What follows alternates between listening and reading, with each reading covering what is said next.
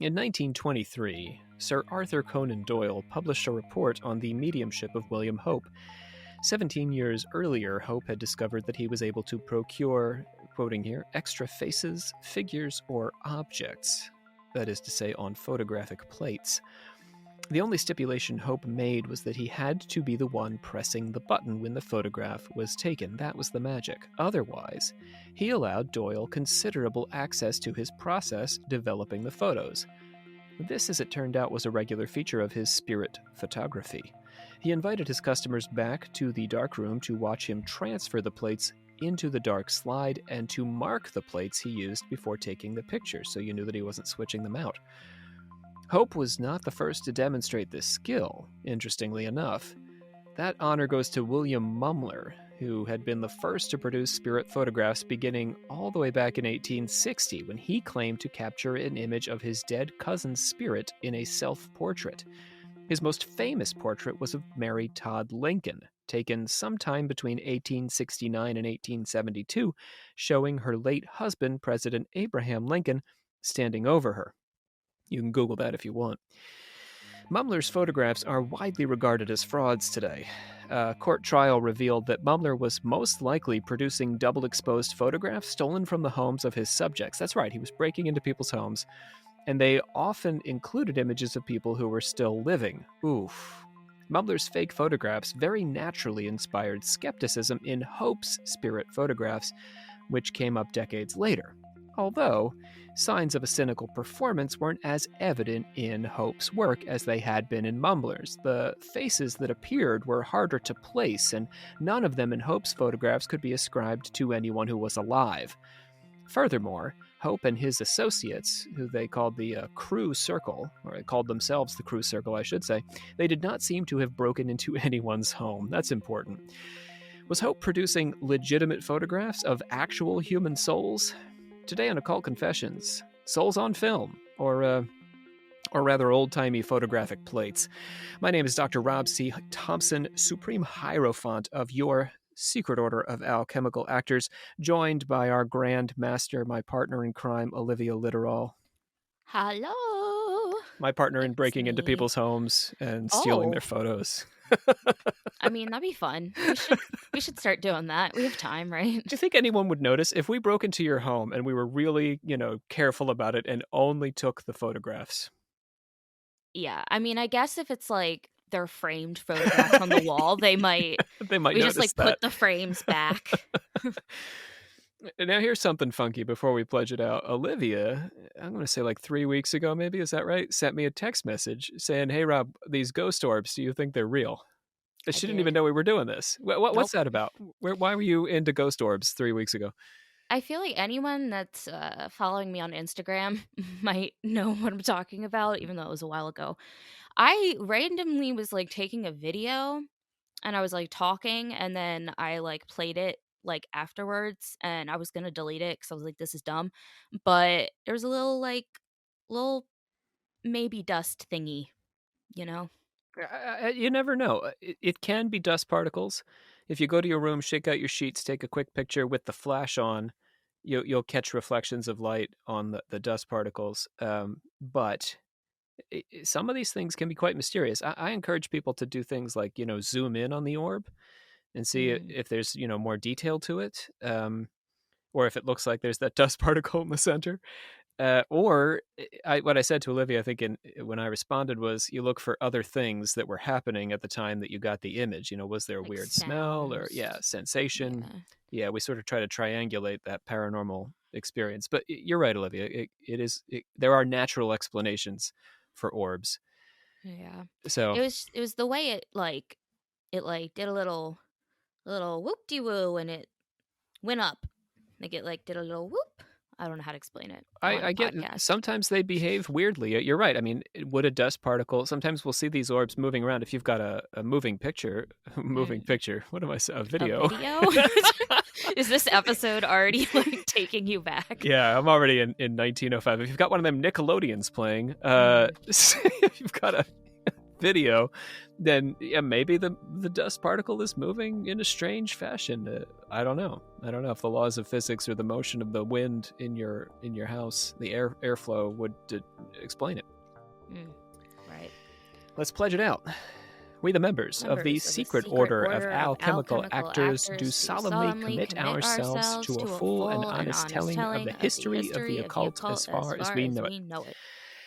All right, now, Olivia, I'm going to maybe upset you. I don't know. Here's what's happened. I've made the decision. It's upset me, right? 6 minutes into this recording. I've made the decision that we're retiring the 3 plugs and moving the order of confessors up to this portion of the episode because we've sort of been doing the reviews and patrons and all that anyway right up here. So what that requires, maybe this won't upset you. Maybe you'll be delighted by the improvisational challenge here.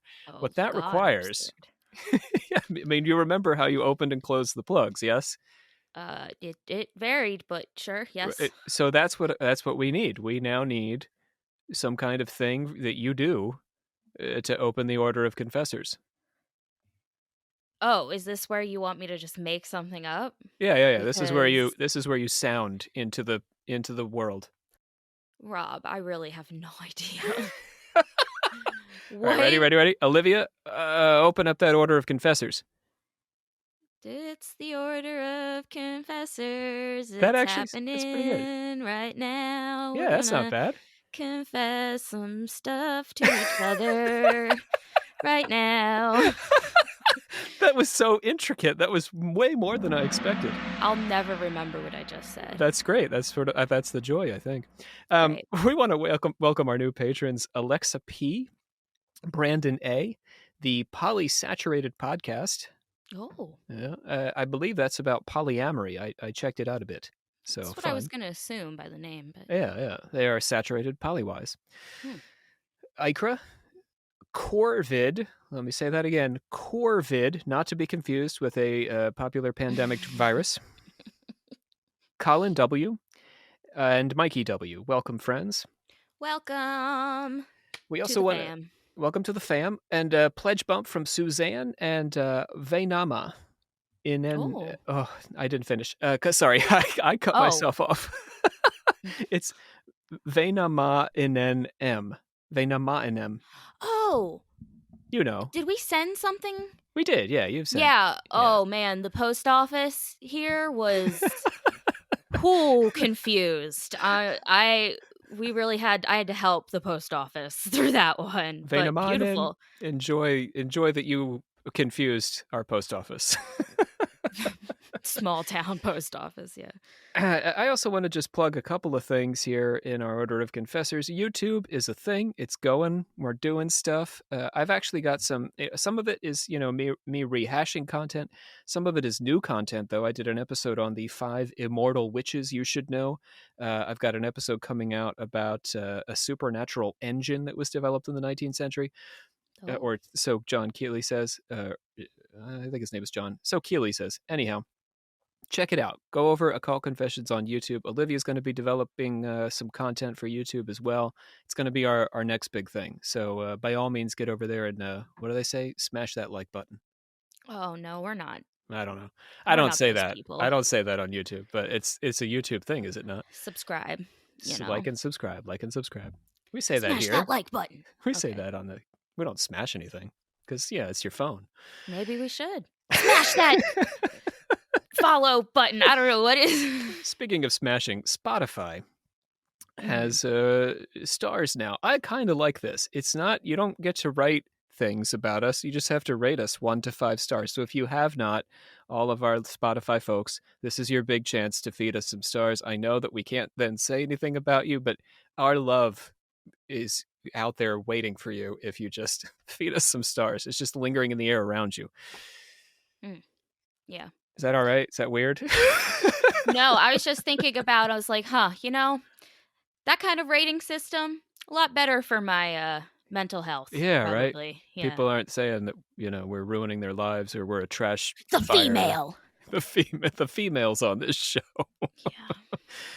And we want to give a shout out to Restricted Wares with a Z on the end there, who sent us a lovely box of goodies, and Olivia has got some of those goodies hanging Oh, in her house right now. Yes, yeah. yeah. This shit is so cool. I brought it home to my partner, and they were like, "Whoa, put that on the wall." And I was like, "That's what I brought it for." Restricted Wares, you can check them out on Instagram, and I'm sure the rest of the internet's. All right, Olivia, I don't want to hurt you, but can you close the Order of Confessors? We're closing up. It's closing time. We're closing up the order of That confessors. is so good. That is so intricate. Done. Close the door. Slam. Back to ghost photos. In addition to being the creator of the discerning and sharp-eyed Sherlock Holmes, Arthur Conan Doyle was an avid and sometimes credulous paranormal investigator. He wrote a history of the spiritualist movement. Think about that for a second. And was a member of the Society for Psychical Research. Fascinated by what he learned of Hope's process, remember that guy Hope at the beginning? Doyle decided to test the photographer, the supernatural ghost photographer Hope himself. He bought his own photographic plates, he marked them before they were placed in the camera, and he watched them as they were developed. The photograph that appeared amazed Doyle. This is a Doyle quote, Olivia, for you. He saw some ectoplasm hovering over his head, and on the plate, somebody had written, "Well done, friend Doyle. I welcome you to Crewe. Greetings to all. T. Kali." There is a hazy cloud covering us of what I will describe as ectoplasm, though my critics are very welcome to call it cotton wool if it eases their feelings to do so. In one corner appears a partial materialization of what seems to be the hair and forehead of a young man. Across the plate is scrawled, "Well done, friend Doyle. I welcome you to Crewe. Greetings to all. T. Kali." Weird. Right.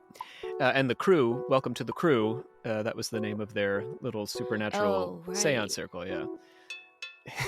It's What? sort That's of like, kind of weird. isn't it? Yeah, the Crewe Wait. circle. But he was like there the whole time. Well, the Archdeacon, he was there in the beginning, and then he died, I and then his meant- spirit. Oh, Doyle. Yeah. Yeah, Doyle watched all this happen. You can't really watch the plate develop because that'll overexpose it, so that it's Right. developing in the camera, but he's present from the time the plate goes in the camera till the time the picture's taken. Huh. Okay. Doyle had hoped to get a photograph of his son, who had died the year before, but was unsuccessful in this initial attempt. The next day, using Hope's own plates, he did succeed in getting an image of a man looking about 8 years younger than his son was when he died, but this image was not persuasive enough for Doyle to count it as substantive evidence of Hope's paranormal skill. So hold on. Question did Doyle? So I know you said that he wrote about the history of spiritualism and that, but was he like a skeptic? Like that was just like Honestly, in the no. society, or like was he? He was tended to be more pro every medium he met. He had a Okay. famous sort of like disagreement with Houdini. Harry Houdini That's was kind of what I was like wondering, Yeah. because this is the same. They would have been around the same time, right? Absolutely, and Houdini was Yeah. the arch skeptic when it came to mediumship, Right. whereas Doyle tended to be, the sort of like, unfortunately, the gullible believer. No matter how ridiculous the phenomenon, Doyle was like, "Look at that." That's kind of interesting, considering like Sherlock Holmes You're is right. like okay. Yeah. Yeah, Anyway. Sherlock Holmes penetrates through all the bullshit, but Doyle's like, Yeah. "Yep, that's totally a ghost in that picture." That's kind of funny. Okay. Continue. Hope also took a photograph of the members of the Society for the Study of Supernormal Pictures, which is what we were going to call the alchemical actors originally, right? But it was already taken. Damn. And he took this photograph at their meeting. Hope took the plate from his own secretary, and a face surfaced again, much larger and superimposed over the whole assembly. One of the members actually recognized the face as resembling his deceased father. Scientist and paranormal investigator William Crookes also experimented with Hope in his own lab, and a white circle appeared hovering over him like a moon with a face inside the circle. Major R.E.E. Spencer experimented with his own camera plates and darkroom, and in Spencer's investigation, Hope's only contact was with the camera button to take the picture, still reasonably persuasive results.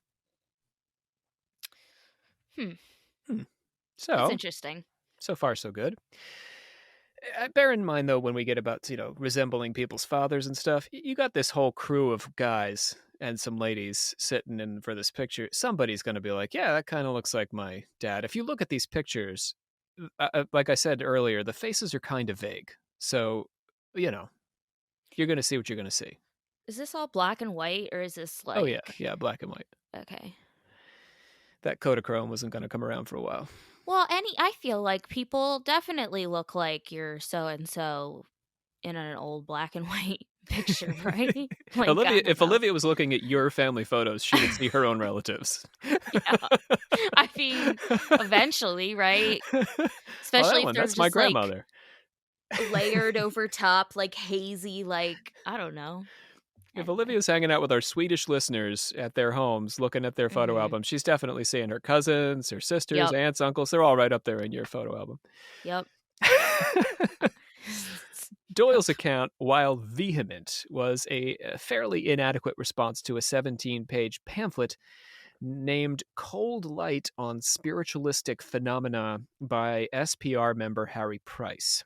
That's a sick name. Harry Price? No, the title. Oh, Cold Light on Spiritualistic Phenomena, yeah. Harry Price is a fine name. Pretty generic, but... But you like the title of the pamphlet.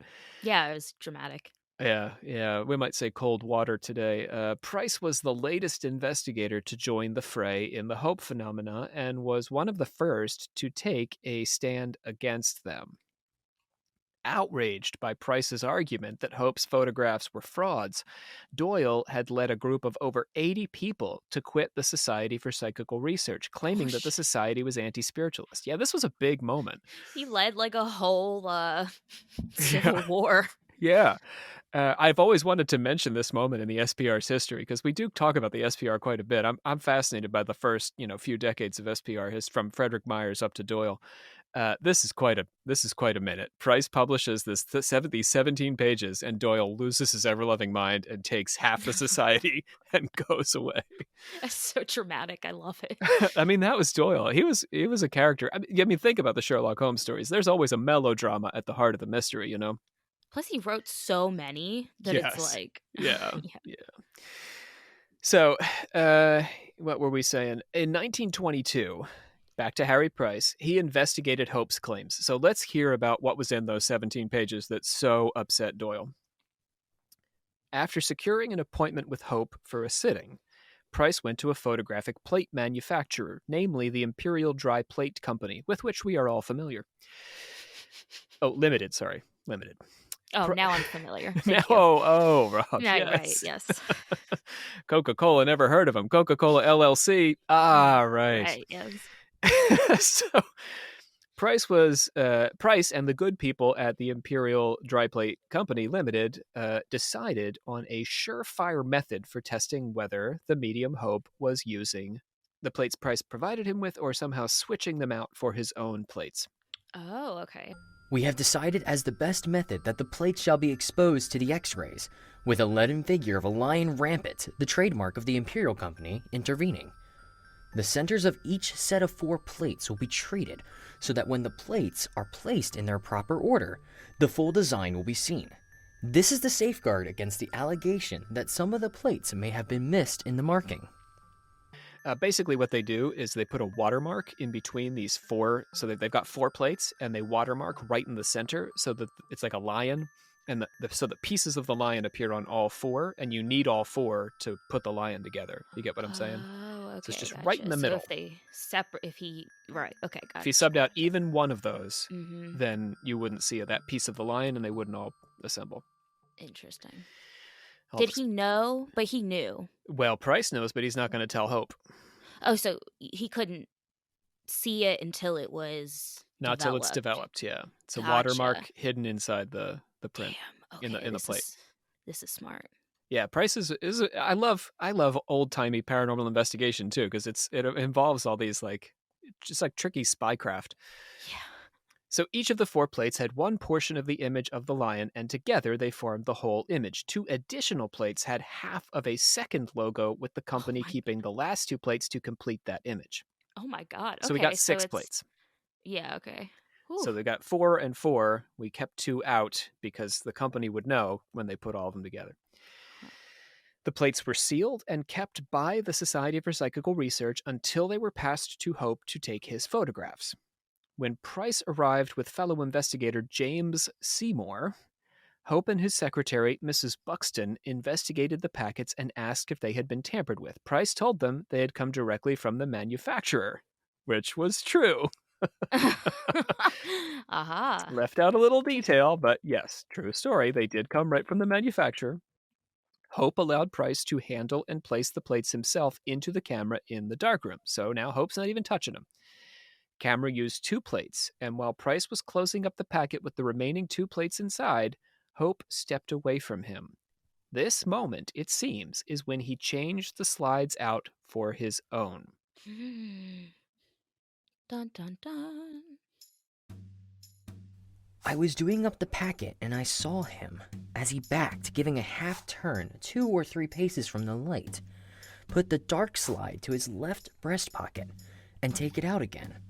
Another one, without any talking or knocking. Hope offered to let Price mark the plates, as Doyle would do later. So they're in the camera already, and he's like, you want to just put a little mark on there so that you know that I didn't switch them out? But, says Price, the switch has already happened. The switch had already taken place. Price had marked the dark slide in which the plates were placed before the experiment began and noticed that these markings had disappeared. Price had brought flashlight plates, which resulted in quicker photographs, but Hope treated them both in exposure and in development as if they were regular plates. So by this point in history, you know how you would have to like sit for the photograph forever? Yeah. Back in the day, they had advanced beyond that. Like where they would do the like flash and then run to like take the picture, you know? Yeah. Is that what you mean? Yeah. Okay. That was a terrible description. Well, yeah, but you would have to sit and sit and sit and sit. Yeah, but then they like developed like where they would like go under the thing anyway. Well, but these flashlight just means it went a lot quicker. Okay. You didn't have to sit for as long. So Hope acted like they weren't these quicker photograph plates. He Gotcha. acted like they were the old-timey plates. It's all old-timey. And the manufacturer's symbol, when they developed them, did not surface on either of the plates when they were developed. Yeah. By substituting his own plates inside the darkroom, Hope had fooled his sitters into believing they were genuine, or so he thought, but Price exposed the whole affair in his 17-page pamphlet, much to Doyle's consternation. Yeah. Well, why is Doyle that mad? I mean, like, I get why he's mad because, like, his he really belief wanted has to been believe, yeah. right, but like enough to be like, y'all, we're leaving. Like, get your shit, all 50 or whatever of you, and let's go. I don't know. I have no idea. It was frequently the case that Doyle would get upset, though, when he wanted to believe a phenomenon and then it proved to be problematic. Huh. Yeah. Damn. Price must have felt really great, though. In my research, I've always found Hope's and Mumler's spirit photographs kind of ridiculous, and not because I knew the full stories of the images before I saw them. I literally just researched that for this episode. I instantly thought the images were fraudulent because they don't align with my experience of spirit photography. Spirit photography was a big part of my research on ghost tourism in Gettysburg, and those images tended to be colorful but very abstract. I saw swooping lights and glowing orbs and amorphous figures, but nothing like the faces and writing Hope's photographic plates displayed. In Phantasms of the Living, Frederick Myers emphasized the issue with ghost photographs, although that wasn't his subject, when he asked what ghost clothing is made of and how it's formed. I think I remember this from class, maybe. It's a ridiculous idea. It is when you think about it. What is that made out of? Are they sewing? What is happening? If a human is or possesses some ethereal being, it seems silly to say his pants do as well. For Myers, the way we see ghosts is our subjective psychic reaction to the presence of a spirit's disembodied consciousness. If a ghost, a non-material aspect of a human being separated from that human being's material body, were to show itself objectively on a camera lens, though, it would have to be a fairly abstract image. You see the difference I'm making here? Yeah. No, for sure. if you're going to see your grandma, you're not going to see her naked. Yeah. You're going to put some pants on her. But you're seeing. The camera is not you. So the camera doesn't have that subjective, view of it. Right. So in theory, the camera should not be seeing, anything that looks like a material entity. Even the body doesn't make much sense because we don't keep our bodies, do we? Mm-hmm. Logically, what we would expect is something abstract. Hope and Mumler didn't recognize the philosophical problem with their images, although they might have if they had read some of the more serious contributors to the study of soul photography. And we're going to talk about those people right now. So it is fun to talk about silliness, and it is fun, I think, to talk about paranormal investigations gone awry or that catch people out. But let's talk about the real deal here. We're going to talk about two men, one of whom I think you've heard of before. The other may be new. The first one is Karl von Reichenbach. That sounds very familiar, but I've heard of him probably from you. Well, I think you've heard of Reichenbach's phenomena, probably better known as... is that the freaking theater thing? Is that what we're talking No, about? No. What are you saying? The theater? I'm talking about auras. No, the illusion? Oh. You're talking about Pepler's ghost. Yeah, shit. I was like, what are you talking about? Yes, in the right. You're not far off, I guess, with Pepler's ghost. That's a kind of spirit image. But Reichenbach's phenomena is the technical name for auras, for being able to see auras. Gotcha. And the second person we're going to talk about is the French doctor Hippolyte Baraduc. So German scientist Baron Karl von Reichenbach, French doctor Hippolyte Baraduc. We're going to start with Reichenbach. Karl von Reichenbach argued for the existence of the odd, with a 1D, OD, which is a... Okay. Fun, odd. Is a universal vital principle, which he had named after the god Odin. Oh, okay, that makes more sense now. Yeah. I was like, why is it... Okay. Why is it odd? We should have Brianna around. Although this doesn't get any further into Norse. This is it. This is the end of Norse paganism. As far as it goes. Yeah. Well, he is German, so I guess it makes sense. Right. And this was long before Hitler, so it's cool to talk about Odin and stuff. He was born in 1788. He married Friederike Louise Erhard and had 5 children with her, but they died young, all of them, and he never had grandchildren. Damn.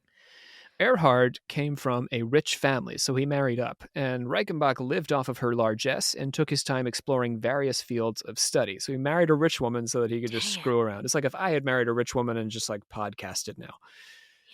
Yeah. Damn. Or, screwed around. Did the things I do. Right. Devised theater and podcasted and, screwed around. But this is what his screwing around entailed. This is serious stuff. He initially focused on metallurgy and the carbonization of wood. He studied byproducts of carbonization, namely tar, and discovered paraffin. Oh, so science. This is real science. Yeah, he's a science man. Okay. But science in the early 19th century was just screwing around. Like, that's just like guys who have nothing better to do. They're not getting paid for it. I mean, how else did Newton figure out his shit? Right. He had to have the free time. I should be a teacher the way that I explain things. I think that people will be more comfortable with it than sometimes how they hear it. In 1833, when a meteorite fell near Glasgow, he turned his attention to the study of meteors. I mean, that's what I mean. He's just like, oh, look at that. That's cool. This is science to me. Yeah, there's some science over there. I'm going to play with that. So he discovered the Glasgow meteor with a team after an 11-day search. So it landed, and then they went out looking for it. Damn, that's sick. That's so fun. Yeah, I mean, it's much more I don't know, enlightening, I think, or at least feels better than searching for a body or something, right? Yeah, no, this is so much more fun. Yeah, he gathered one of the largest private collections of meteors, actually. Damn. And he developed a classification system for meteors. Shit. He was a meteor dude. Meteor dude. He published 23 papers in organic chemistry and 28 papers on meteors. Okay, so this is crazy. How is he getting to... Continue. Right. It's a little bit like Alfred Russel Wallace, the guy, a co-discoverer of evolution who got way into the paranormal. This is Reichenbach. He's a very serious, science-minded, hard science guy, and then he develops an interest in paranormal phenomena, which, after all, manifest in the material world and are mysterious. Therefore, they're interesting to study. Isn't that kind of crazy to think about? Like, I don't know, like these scientists that then, like, I don't know, like Anyway, sorry. I think before the era of specialization, we don't want to tangent too much on this, but before people started to get really specialized, like Matt, who comes on the show, Dr. Hackhoff, he's this expert on the bacteria that caused the plague. Think about how freaking specific that is. Right. Reichenbach is like playing around with meteors and whatever. He's playing around with wood and burning it and seeing what happens. It's just a very different Newton, right? He's a theologian. He's playing with gravity. He's inventing calculus. It's just the mind worked differently, I think, back then. It's not that they were better than us. It's that they weren't so narrow focused. I mean, really, honestly, I've toggled I've sort of changed my perspective in large part because of the podcast. I think it's probably what I'm most grateful to the podcast for. When I completed my PhD, I was an expert on American occultism in the 21st century, really. It's extremely narrow. I had some knowledge of 19th century spiritualism and some of 20th century, but American occultism in a very narrow window of time, that's what I knew, really. And that's what you do in graduate school is you get hyper, knowledgeable about this small area. You do get general knowledge to understand that, but we're really pushed in that direction. These old school guys, though, like I said, they're everywhere. They were generalists in thought, and I think that led to more creative, more open-minded thinking. So I've tried to become more of a generalist as, a grown-up scholar rather than a baby scholar. Beautiful. Well, yeah, the baby scholars can be quite annoying if they don't reach that point, I think. If they don't see the big picture and they get stuck in the small picture, they're really intolerable to talk to. You heard it here, folks. Sorry, grad students. You're going to be better one day. You're going to be better I love one you. day. I love you. I love all of you, grad students. I was there. I was you. It's out there for you. Reach for that brass ring. God. All right, so his wife dies is what happens. This is what, but if we were talking about an SPR guy, Doyle or somebody, or Frederick Myers, Frederick Myers was in love with that woman and she died, and then he became obsessed with the paranormal, or Houdini, whose mother died and he became obsessed with the paranormal. This is not Reichenbach. Sense. He's not chasing after his dead wife here. His wife dies and he's just like, I'm going to do some weirder shit. That's all. That's all he decides. Okay. So his patron also died, Count Hugo von Salm-Reiferscheid. So Reichenbach just found himself with a pot of money and like nobody watching him anymore. So he didn't feel like he needed to be responsible and do responsible science. He could just do the craziest thing Fuck he could around. think of. Yeah. So even more, yeah. Not just, chase after meteors. Now he can do the real crazy stuff.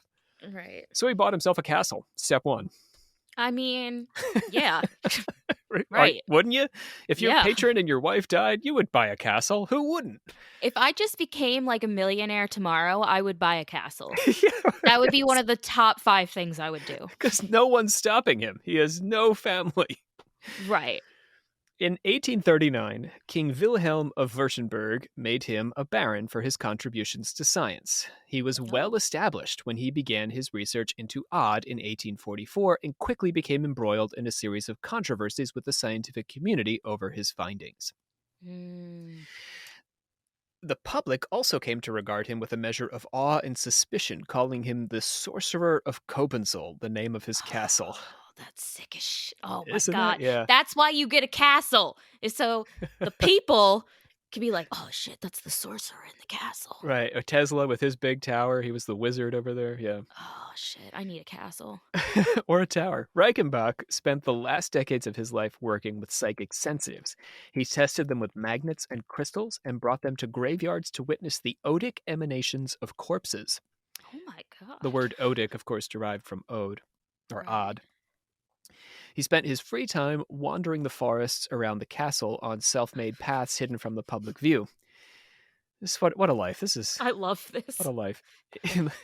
However, in the final 2 years of his life, he ran out of money, fell on financial straits, was forced to abandon the castle with its laboratories and collections. Yeah. He ended up in a hotel in Leipzig where he died in 1869. He's very similar to Tesla to me. Tesla also ended up in a hotel at the end of his life. What the? Built that big tower that he hung out in, and then he ended up in a hotel. Same as Reichenbach. Built this big, castle with, labs and stuff like Frankenstein, and then ended up In 1844, Reichenbach's investigation into Ode or Odd began when he was asked by a Viennese doctor to visit a woman suffering from intense hypersensitivity to light. Her name was Miss Nowotny.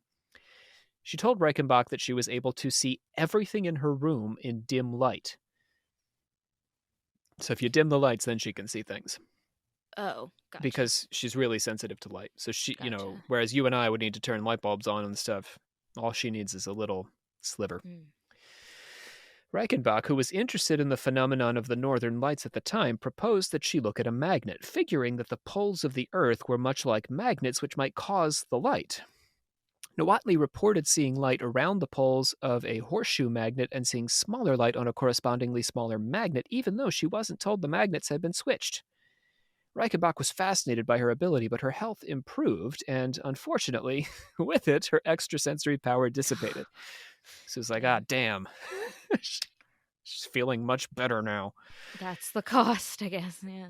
He began to consult a variety of sensitives, though, who reported seeing the magnet glow in the dark with straight flames, they said, extending from each pole.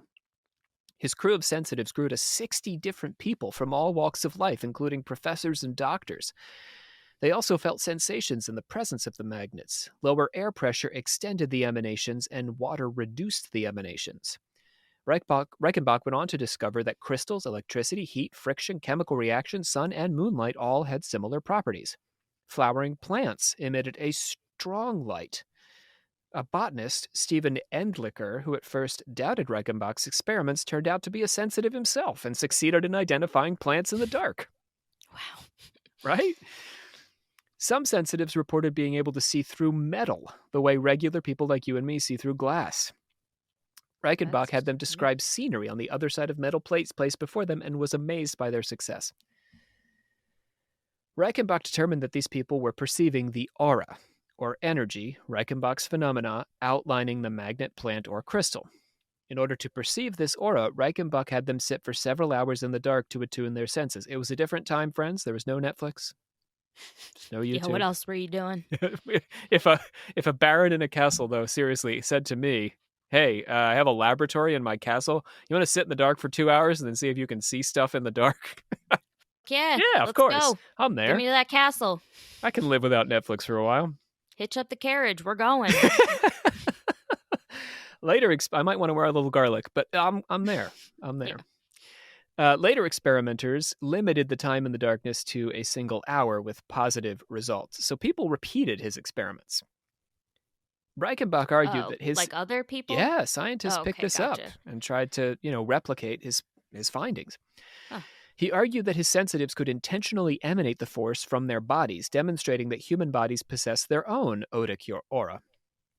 So you can project it. I've done experiments like this. Kerlian photographs is what they're called. And you hold on to these rods and they take a picture of you and it captures a picture of your aura. So this is still, so that's crazy because like now when you think of like aura pictures and stuff, you think of color, like you think of color association, like when I did the Kerlian photograph, is... that's what it was. Yeah. So it's interesting that they were doing that, but without color. Well, he wasn't as interested in... Right. I mean, they were seeing in color, don't get me wrong, but... No, yeah. He wasn't... Everyone was seeing in black and white Everything back was then. Black and white. Everyone was colorblind. But he wasn't, I guess, as concerned with it as we have become since then. I just think it's interesting that now it's like, because we can do pictures in color, I guess is why we're so focused on color. Yeah.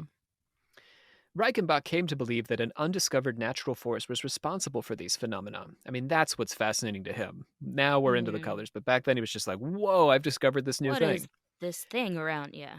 He discovered it at work with a pendulum, which moved on its own in a bottle when a finger touched the string attached to the bottle top.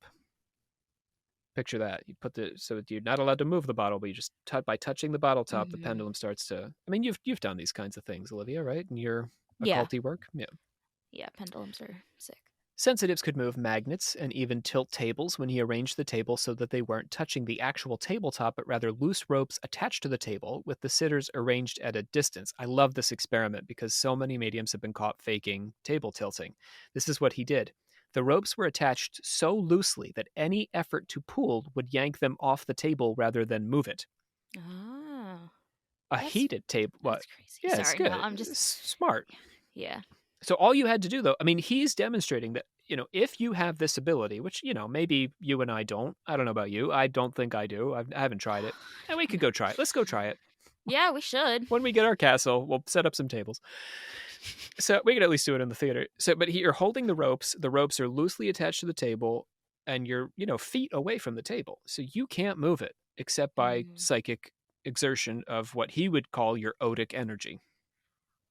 Right. A heated table moved better than a cold one, and a table could even move when the sensitive placed their head on it. I love that image. Oh my god. Just a medium with their head down on the table, their hands at their sides. The table is tilting. That would be a meme. It's pretty hilarious. Reichenbach determined that this force was perceptible to the sensitives and seemed to pervade nature, and that it was, in fact, responsible for the spectacular colors called the Northern Lights. Getting back to his original question. This, he said, was owed. Sorry, I forgot the Northern Lights was That's what got him into the whole thing. Yeah.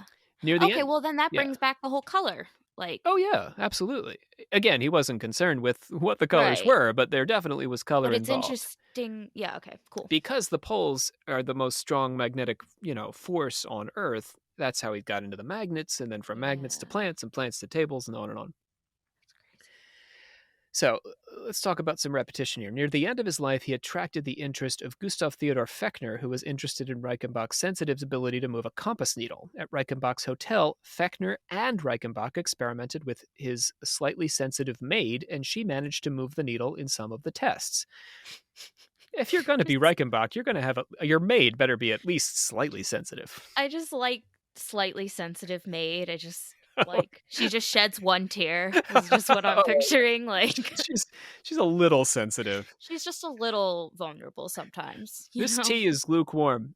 I'm a little offended by that. But just I'm not a little, say anything. Slightly. But yeah, I don't want to mention it. I'm slightly sensitive to your feelings as well.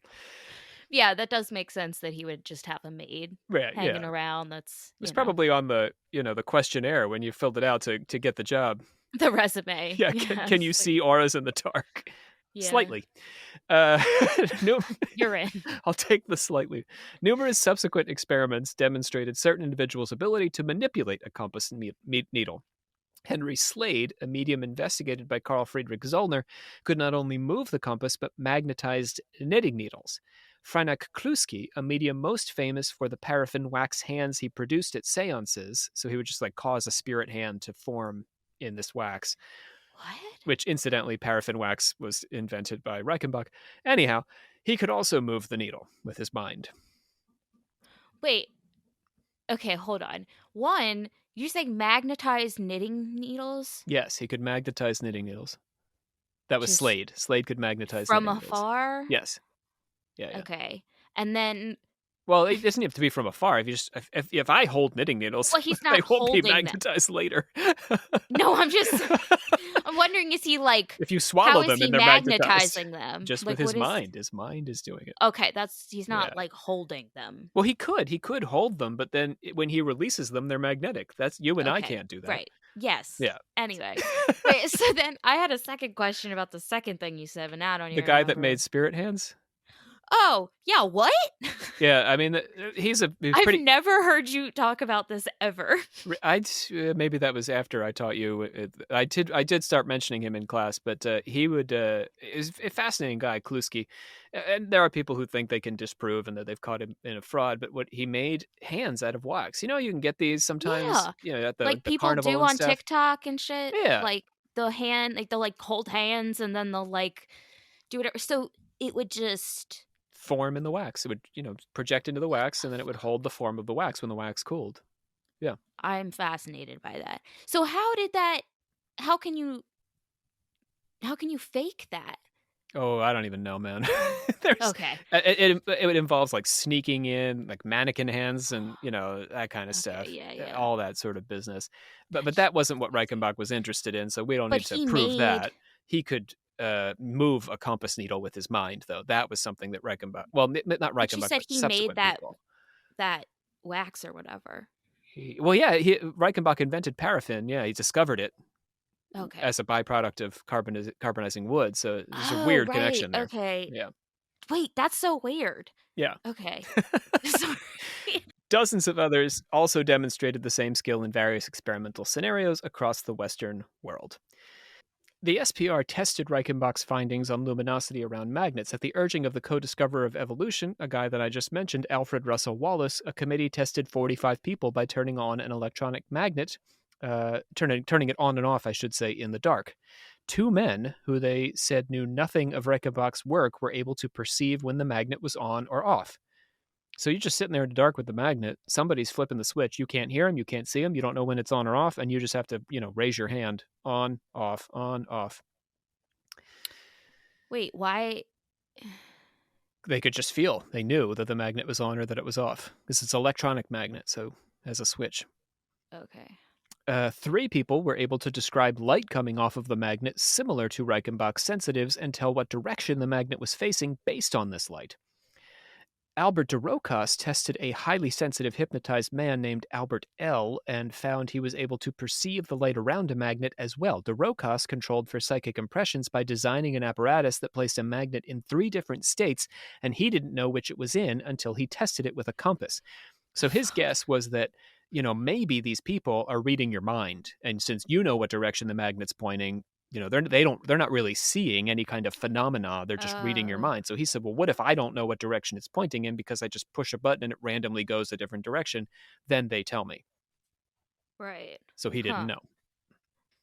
In 1907, Floris Janssen tested 120 people. 13 of these people were able to correctly indicate when an electric magnet was switched on and off by an automated device by pressing and holding a button in their hands for the duration of the time the magnet was on. Whoa!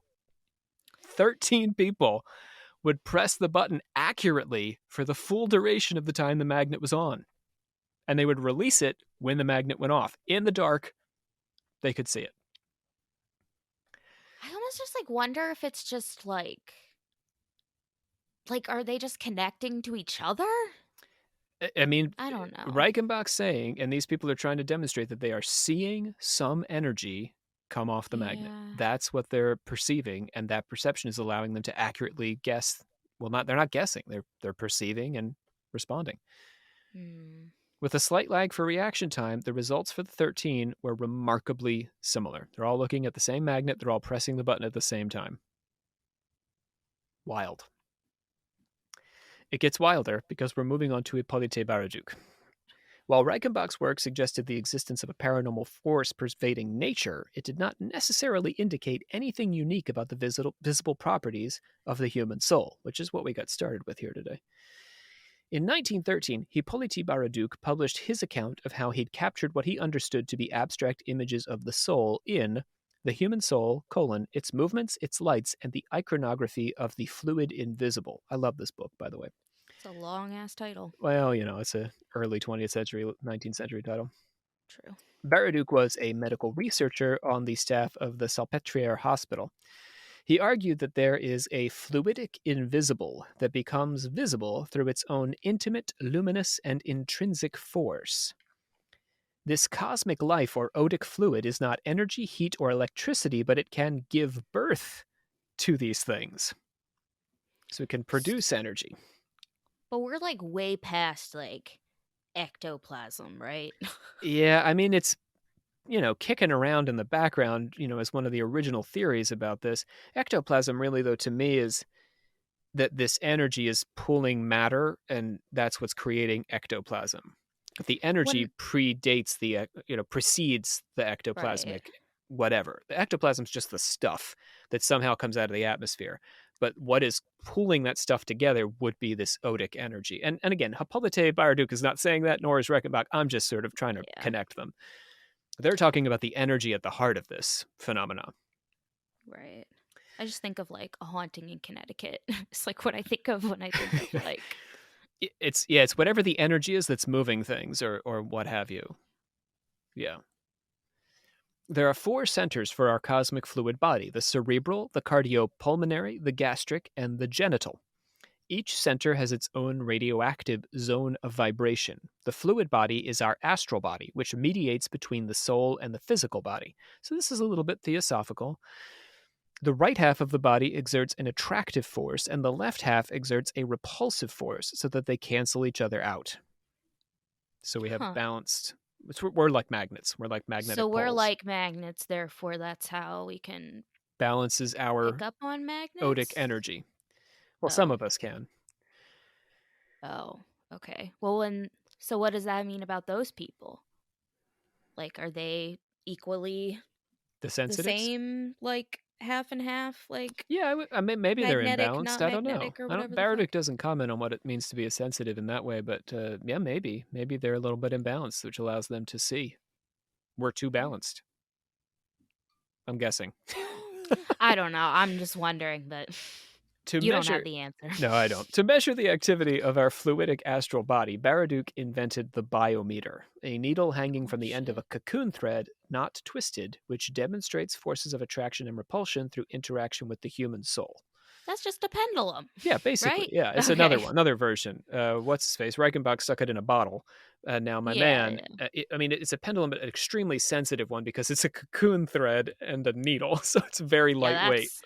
That's kind of crazy. Why the cocoon thread is just some He wants to keep it as light as possible so that when your soul, which theoretically is not exerting a whole lot of physical force, gets close to it, it'll cause it to move. Gotcha. Baraduc experimented by having the vital force through the hands of a human being interact with the needle while it was suspended in a bell jar, which was in turn covered with aluminum and mica to control for the influence of body heat and electricity. So, I'm sorry, everybody sticks their pendulum in a jar. My mistake. Oh, okay. Because there's a lot of things, you do with your body heat. You have the airflow that just from moving your body, all that sort of stuff. So he's got to control. They want you to move the pendulum through the jar. Yes, yeah, using your energy. You should get a jar for yours, is what I'm trying to say. Well, I feel like a lot of times now the way you think of a pendulum like working is that you're using not necessarily your own energy to find things, but like something else. Yeah. Something else is guiding you. So that's why it's kind of interesting. Yeah, my men are more interested in your stuff. Makes sense. What's in you. Science and what they're studying. Because if something else is moving your thing, damn, that's a complicated question. What is that thing? Yeah, that's not. That's too complicated. Yeah.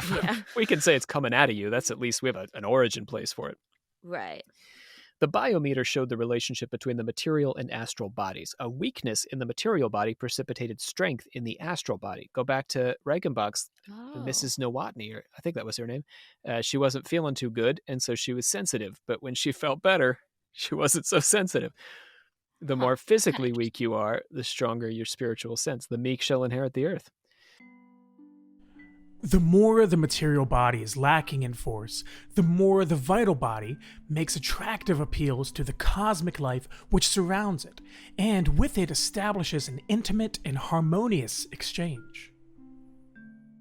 Baraduc extended his experiments with the biometer into photography. In 1907, he photographed his wife Nadine 20 minutes after her death and captured an image of 3 white clouds hovering over her body. Okay, that's morbid, but right. Okay, guess he was. Well, my grandfather died. My grandmother had pictures taken at the the viewing. That was a thing too, though. People used to do that. In the there's so many pictures. You can go to antique stores and find just dead Victorian children. It's terrifying. Baraduc, though, I think he did this on purpose. I don't think he was doing this, for himself. I think he was doing it because he really wanted to capture an image of his wife's soul, and he, I think, was hoping to. That's kind of. It's kind of romantic. Yeah. Aw, this will make a great. I don't know. At least to you and I guess it's romantic. We'll watch this movie. Yeah, Lifetime. It's a Lifetime original movie starring that girl from Full House. So, from this experience, he developed the idea of psychicones, or images of the soul captured on photographic plates. Do you say psychic cones? Psychic cones, like ice cream cone, but psychic. Literally like psychic cones. Yeah, psychic cones. Baraduc produced them by exposing photographic plates to a research subject's hand. So you just get your hand close to the plate and we get your aura, or, your psychic cone, which is a little bit different from auras. Baraduc Oh. used mythological terms to define the abstract images he captured. So it would produce these weird abstract images, and when he's just sort of like trying to get the exposure of your soul on the plate. And so he would come up with these funky names for them. There was the Veil of Isis, the Web of Persephone, and the Cloak of Tanith. He my believed that gosh. ancient mythology reflected truths and forces of nature, which technology was now demonstrating scientifically. Through his photographs, Baraduc attempted to capture extreme emotional states and also extrasensory ability like clairvoyance. A boy in mourning for his dog showed on the photograph with a cloud around his head. Is sweet. A My woman heart. Yeah. diagnosed as mentally ill showed a strong predilection for clairvoyance in her photograph. So certain things that would show on the image would show that you're clairvoyant. And so when he photographed her mental illness to him in the photograph also indicated that she had some psychic ability. Love that. Through this work and engagement with the literature of the Theosophical Society, particularly Helena Blavatsky's tripartite soul, which I mentioned earlier, Baraduc developed a typology of these otherworldly forces from the universal to the individual level. So all things are like this, therefore we can say this about you. Drawing on Reichenbach, he created his own definition for ode. The individual soul is part of the universal soul. Its separation from the whole makes of it a special individualized form. A particular center, which is in communication with the universal cosmic life in such a manner that the vibrations or reactions of the cosmos or those of our cellular vitality affect each other, as if the cutaneous surface were only a fictitious limit between the universal force of the life and the individual force of life.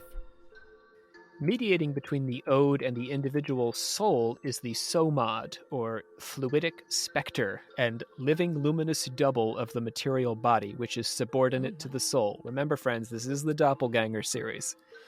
That is a mouthful. Yeah, your somad is your I'm saying it one more time. The fluidic specter and the living luminous double of your material body, subordinate to the soul. So doppelganger. It's your doppelganger, yeah, Got it. absolutely. It's your fluidic body, yeah. That's It crazy. respires by drawing in the cosmic forces of the ode and emanating the forces of its own ob, or projections of the will, or psych-ob.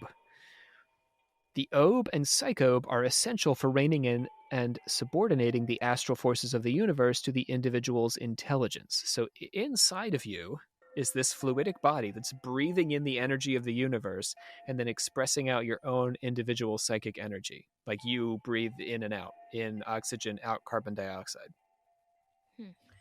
He explained that astral light connects the heavens and the earth and is the primary occult substance or vital force.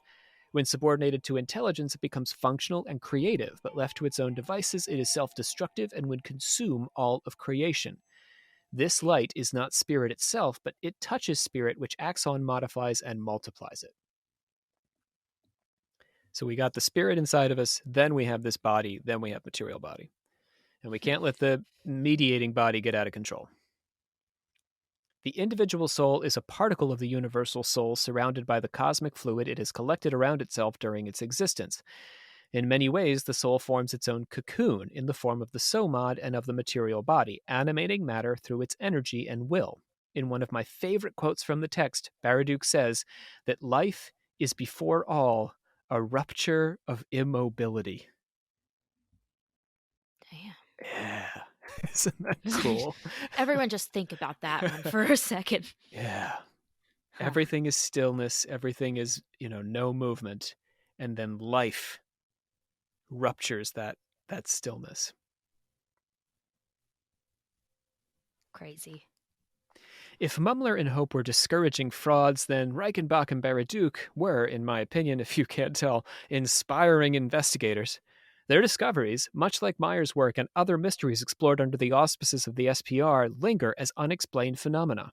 Unlike the findings of traditional empirical science, they depend on some subjectivity. In Reichenbach's case, we must rely on the reports or abilities of specially endowed sensitives. Not just anyone can perform these feats. In Baraduc's work, we must apply our own subjective interpretation to the images he produced.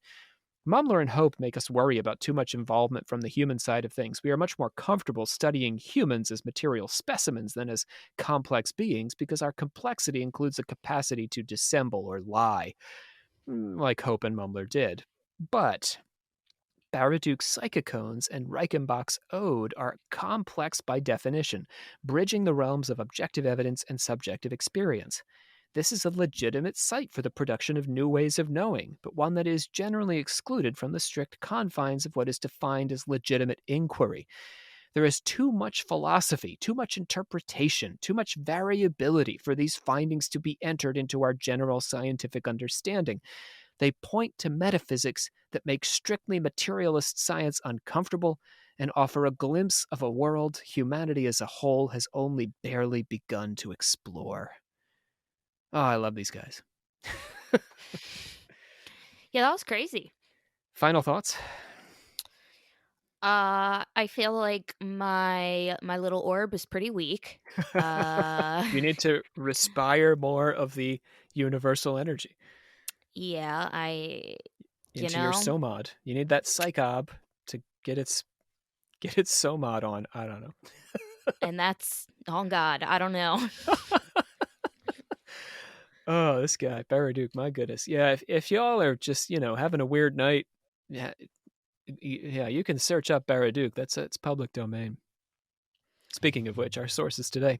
Nicholas Pethy's Psychocones, Visual Traces of the Soul in Late 19th Century Fluidic Photography in the journal Medical History. Michael Nahm's The Sorcerer of Kobenzl and His Legacy, The Life of Baron Karl Ludwig von Reichenbach, His Work and Its Aftermath in the Journal of Scientific Exploration. Arthur Conan Doyle's The Case for Spirit Photography. Harry Price's Cold Light on Spiritualistic Phenomena, Olivia's favorite for the day. And Hippolyte Baraduc's The Human Soul, Its Movements, Its Lights, and the Iconography of the Fluid Invisible, Paris, Librairie Internationale de la Pensée Nouvelle, 1913. I just want to quote Baraduc before I have Olivia bring us on home. Just one more Baraduc quote. To wish to limit the work of creation to the domain perceptible to our visual faculty would certainly be only to aspire to know but one very narrow stretch of the vast world of creative power, which we are permitted to explore, even though we could approach the stars by an object glass or magnify the infinitely small by lenses. Seek out the invisible, friends. That's what Baraduc wants you to know. All right, Olivia, bring us on home. Hereby... Oh my God. You're right. Adjourn and declare closed. Yeah, you're right. Okay. I hereby adjourn and declare closed this meeting of the Secret Order of Alchemical Actors till such time as we get together and do it again. I want to thank Sean Priest, Luke Kinnaman, Brandon Walls, Andrew Mims for their contributions as our voice boys. My name is Dr. Rob C. Thompson, joined by our Grand Master Olivia Littoral. That's me. I'm back. I'm here. She's back, and we'll be back again in our Doppelganger series. Just you, though, not your doppelganger, right? You know, I can't really control that bitch, so she wants to come along like she does. If she doesn't, she does her, so. Just tell her to speak into the mic, that's all. I'll ask her, but... None of that, that backseat commentary. Okay. Where are we at? Next time on Occult Confessions, we will be talking about, I don't even know, alternate universes maybe? Just hang out, see what happens here on Occult Confessions. Bye!